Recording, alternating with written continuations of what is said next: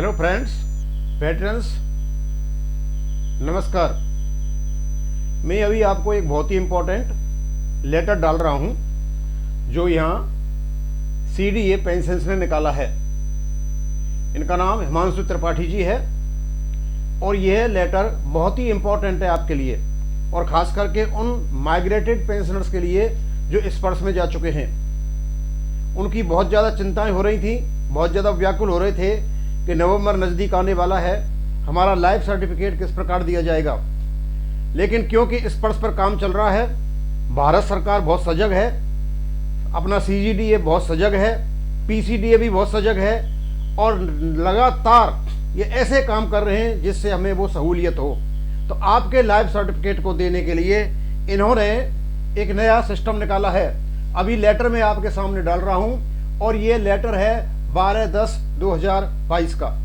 इसमें से डेट छूट गई है, 12/10/2022 का ये लेटर है, लेटेस्ट लेटर है ये। और इनमें क्या डिसीजन लिया गया और क्या इसका सब्जेक्ट है वो मैं आपको बताता हूं। Facility for identification life certificate for migrated pensioners by the banks, यानी जो पेंशनर बैंक से स्पर्श में जा चुके हैं उनके लाइफ सर्टिफिकेट आप अपनी बैंक में जा करके दे सकते हो।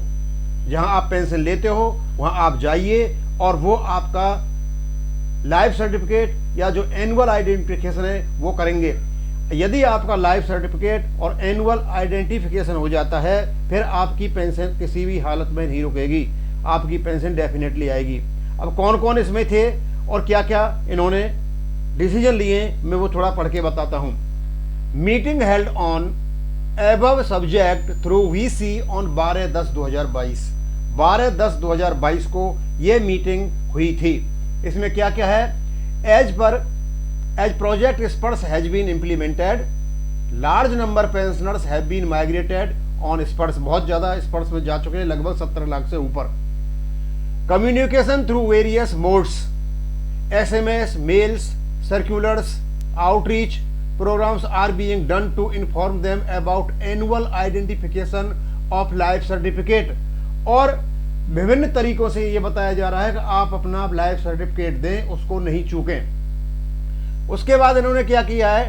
To be done on Sparsh, Aadhaar have been taken from the banks in this regard, however every pensioner who has been migrated is not expected to be informed or aware of entire process.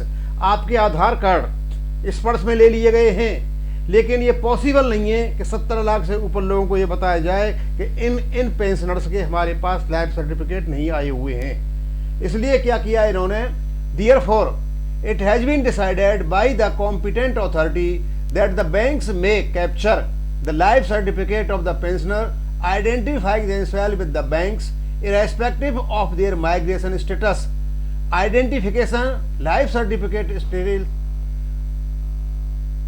in respect of migrated pensioners may be provided to this office so that the same may be incorporated in SPERS। Above data is required to be shared in the following format in the first week of December।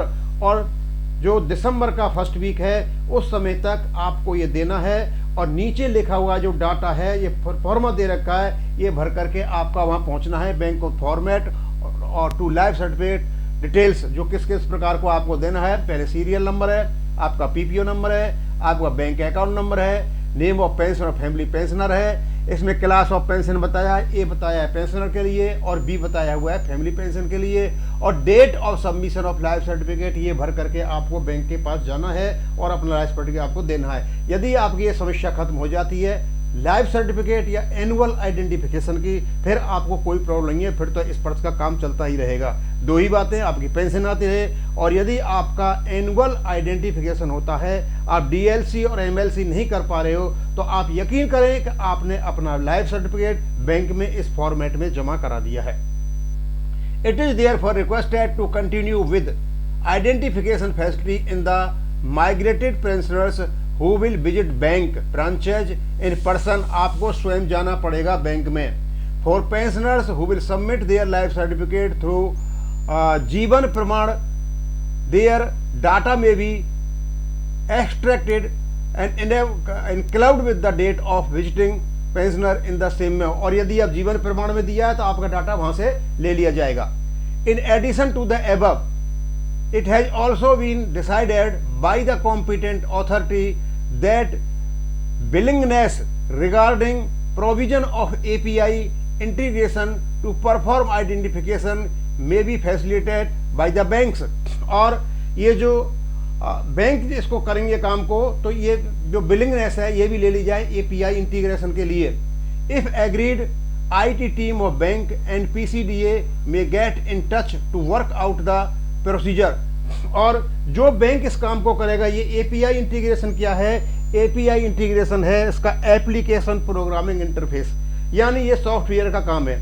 Bank और PCDA आपस में जो contact करेंगे internet पर या अपने साधन से, वो उसका API इंटीग्रेशन है. आपसे इसका कोई मतलब नहीं है. हाँ, आपसे अनुमति लेनी है कि हाँ हमारा जो डाटा है वह दे दिया जाए. तो बैंक और PCDA आपस में इसको एस्टेब्लिश करेंगे इस प्रोसीजर को, और इसको जब एप्लीकेशन को लगा देंगे, इंटरफेस को लगा देंगे, तो फिर आपका जो आसानी से वहाँ पर चला जाएगा आपका ये लाइफ सर्टिफिकेट.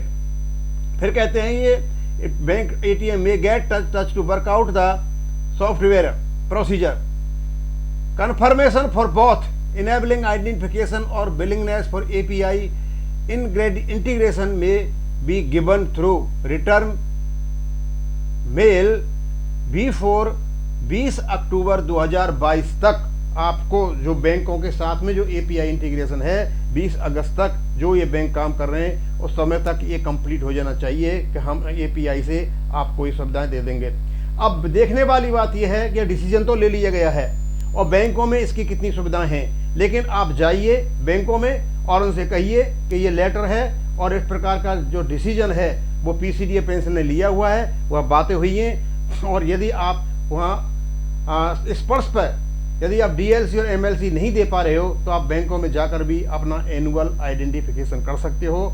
और ये आपका नवंबर में जो डेट है आपकी जिनके एनुअल आइडेंटिफिकेशन की, ये उनको कदम उठाना जरूरी है. बस मैं इतना ही बताऊंगा. बहुत इंपॉर्टेंट लेटर था, मैं चाहता था इसको जल्दी से जल्दी मैं आपको बताऊं जिससे आप इस पर कदम उठा सको. तो आपका जो स्पर्श का काम है ये आपको काफ़ी हद तक सॉल्व कर देगा, और तो काम बाद में होते रहेंगे. यदि कोई खामियां है, यदि कोई डिस्क्रपेंसी है, यदि कोई डिफेक्ट्स है, वो बाद में ठीक होते रहेंगे. मेन काम है आपका लाइफ सर्टिफिकेट पहुंच जाता है तो आपकी पेंशन नहीं रुकेगी.